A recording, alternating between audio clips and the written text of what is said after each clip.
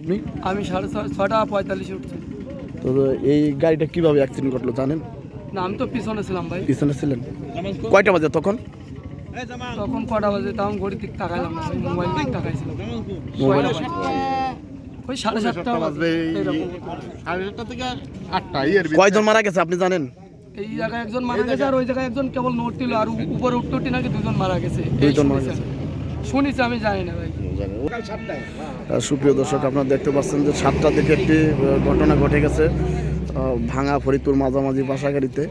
তো আমরা দেখতে পাচ্ছি যে পরিবহন গাড়িটি খাদের নিচে কিন্তু পড়ে আছে। এখানে জানতে পেরেছি যেটা আমরা যে ট্রাক আর একটি পরিবহন গাড়ি সেই দুটো মুখোমুখি সংঘর্ষ হওয়ার পরে এটা কুষ্টিয়া থেকে আসতেছিল। আপনারা আমি যেমনটি দেখানোর চেষ্টা করছি, কুষ্টিয়া 11-32-40 যে গাড়িটি ট্রাক রয়েছে।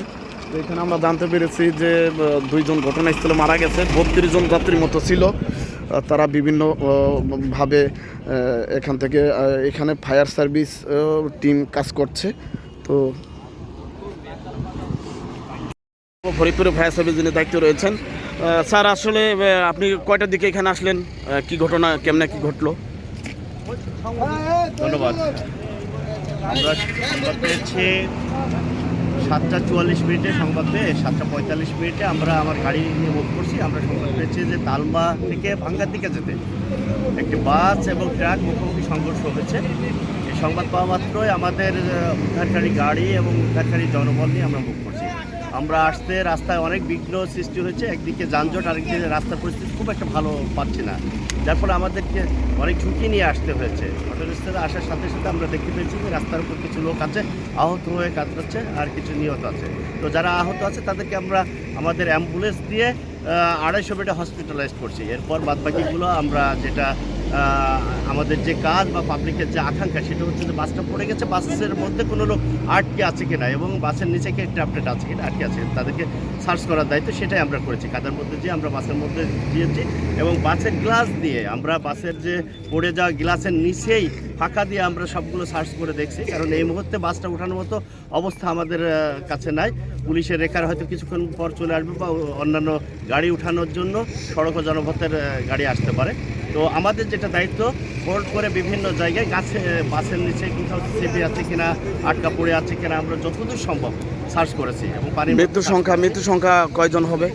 তো আমরা আসার পরে জানতে পেরেছি যে স্থানীয় জনগণ যারা ছিল যারা আহত ছিল তাদেরকে উদ্ধার করে হসপিটালে পৌঁছে দিচ্ছে। এখানে 2-3 জন ছিল, তাদেরকে আমরা হসপিটালে পৌঁছে দিতে সক্ষম হয়েছি।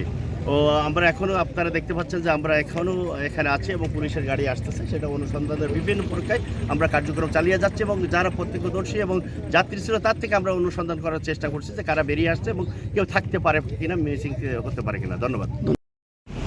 সুপ্রিয় দর্শক, আমরা এই মুহূর্তে দাঁড়িয়ে রয়েছি ফরিদপুরের নগরকান্দা উপজেলা ভাঙা ফরিদপুর মহাসড়ক। এই মহাসড়কে একটি মর্মান্তিক দুর্ঘটনা ঘটেছে। একটি কোস্টার গাড়ি কুষ্টিয়া থেকে ছেড়ে আসা এই গাড়িতে আমাদের একজন যাত্রী বলেছেন যে 32 জন যাত্রীর মতো ছিল। তো এই ঘটনাস্থলে কিন্তু আমরা এখানে ফায়ার সার্ভিসের মাধ্যমে ফায়ার সার্ভিস ঘটনাস্থলে এসে আমাদেরকে জানিয়েছে যিনি Nazrul Islam, senior station officer fire service ও সিভিল ডিফেন্স স্টেশন ফরিদপুর।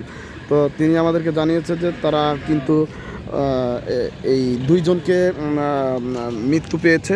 তো আর বাদবাকি যারা যাত্রী ছিল তারা কিন্তু ফরিদপুর বিভিন্ন গাড়িতে বা ফায়ার সার্ভিসের অ্যাম্বুলেন্সে তারা কিন্তু ফরিদপুর মেডিকেল কলেজ পাঠানো হয়েছে। তো এখানে আমরা ট্রাকের চিত্রটি দেখানোর চেষ্টা করছি। আর এখানে উপস্থিত হয়েছেন ভাঙা হাইওয়ে পুলিশ এবং ফরিদপুর ফায়ার সার্ভিস স্টেশনের ঊর্ধ্বতন কর্মকর্তারা কিন্তু তারা এখানে আসেন। আর তারা কিন্তু এই যে গাড়িটি এখানে পরিবহন গাড়িটি পড়ে আছে রাস্তার পাশে, তো এখানে ধারণা করা হচ্ছে যে 30 জনের উপরে, এবং এখানে যে যাত্রী আছে তিনিও কিন্তু বলছেন যে 30 জনের উপরে যাত্রী ছিল।